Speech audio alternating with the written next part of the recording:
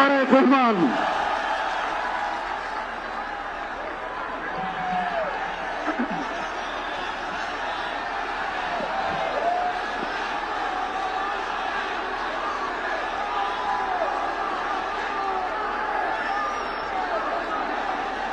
বিসমিল্লাহির রহমানির রহিম।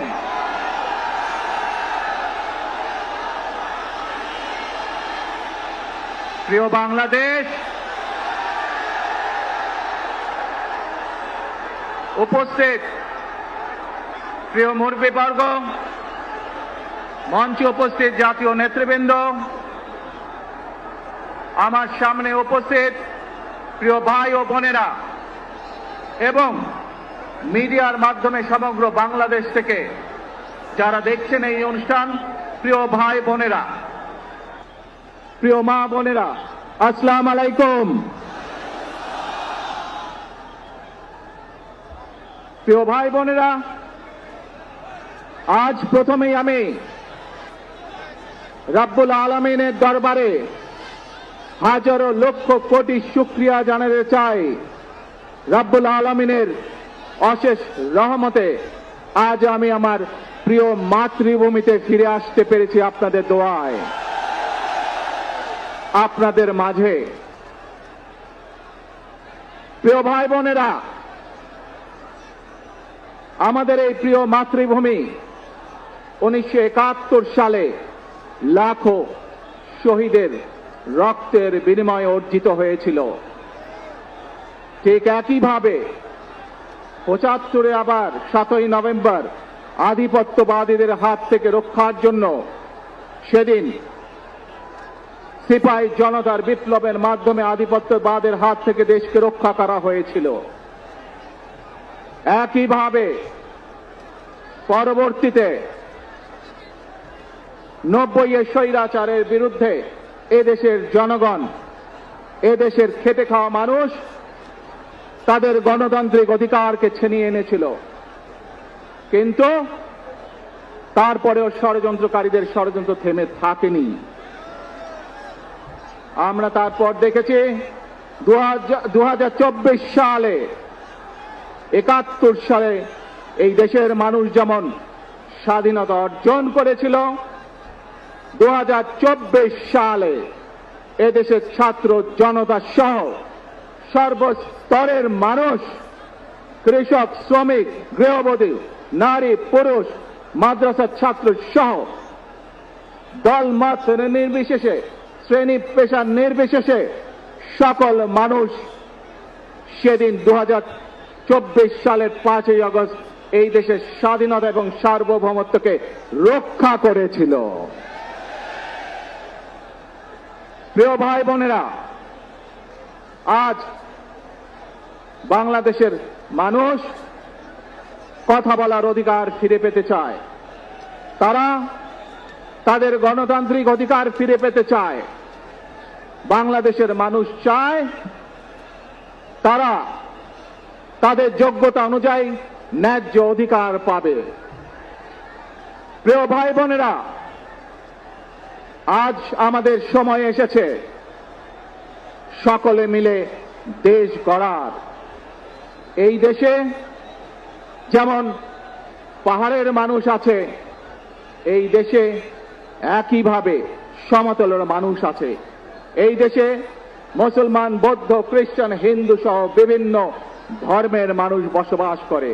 আমরা চাই সকলে মিলে এমন একটি বাংলাদেশ গড়ে তুলব আমরা, যেই বাংলাদেশের স্বপ্ন একজন মা দেখেন, অর্থাৎ একটি নিরাপদ বাংলাদেশ আমরা গড়ে তুলতে চাই।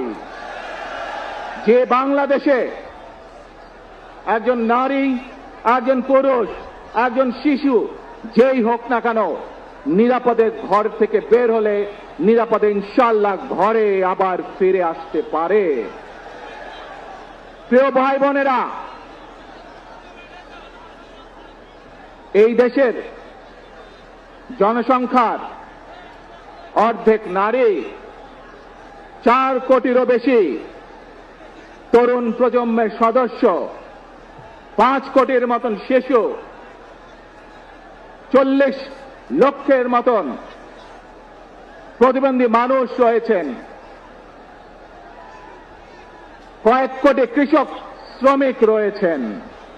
এই মানুষগুলোর একটি প্রত্যাশা আছে এই রাষ্ট্রের কাছে, এই মানুষগুলোর একটি আকাঙ্ক্ষা আছে এই দেশের কাছে।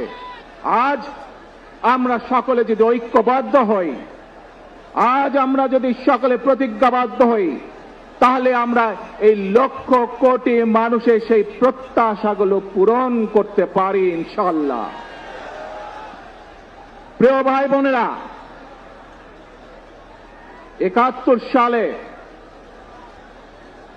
আমাদের শহীদরা নিজের জীবন উৎসর্গ করেছিলেন এই রকম একটি বাংলাদেশ গঠনের জন্য। বিগত 15 বছর স্বৈরাচারের বিরুদ্ধে শত শত হাজারো গুম খুনের শিকার হয়েছে শুধু রাজনৈতিক দলের সদস্য নয়, নিরীহ মানুষও প্রতিবাদ করতে গিয়ে অত্যাচার নির্যাতনের শিকার হয়েছে, জীবন দিয়েছে। 2024 সাল মাত্র সেদিনের ঘটনা। কিভাবে আমরা দেখেছি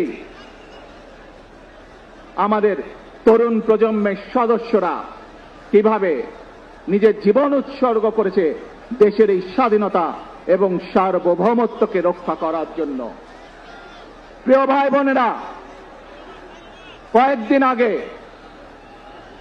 এই বাংলাদেশের 24 আন্দোলনের এক সাহসী প্রজন্মের এক সাহসী সদস্য ওসমান হাদিকে হত্যা করা হয়েছে। ওসমান হাদি শহীদ হয়েছে।